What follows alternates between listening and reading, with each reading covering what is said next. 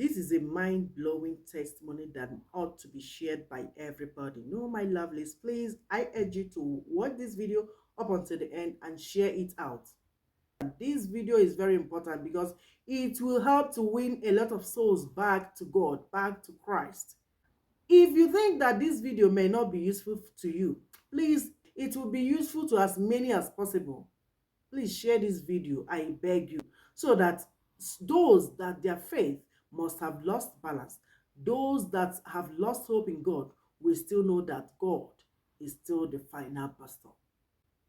Thank you so much. Did you see the pictures I attached on this video? I want to tell you what really happened. Onye si n'ike adịghị, ike dị n'ọbara ha, ike dị n'ọbara, ike dị n'ọbara ya. My lovelies, I am so happy to bring this testimony to your doorstep today. This picture you are seeing is a 39 years old Jude who had suffered from a grievous skin disease for a good 6 years, that he had gone to various hospitals, various churches, various native doctors, witch doctors, herbalists, but all to no avail. He couldn't get any cure. He couldn't get any treatment. Not until a friend of theirs advised them to come down to the Synagogue Church of All Nations. Let me tell you one thing. I am telling you a story I watched 10 years ago. I watched it live.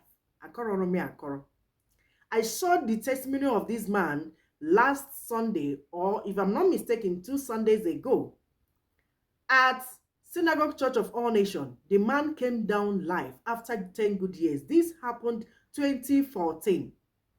This young man you are seeing here, disease made him a dreadful and a frightful sight to behold, that people started calling him a ghost. People were running away from him to an extent that his wife even deserted him and his children.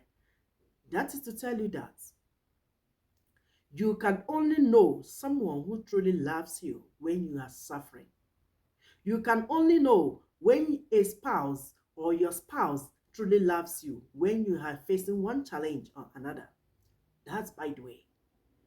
More so, his friends deserted him, even some family members, but it was only her sister Monica that stood by him.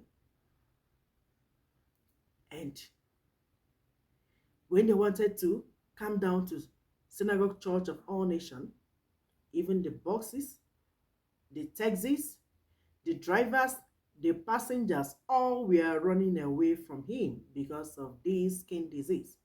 That very day, I could remember his skin was peeling off. Biko, this God is too much.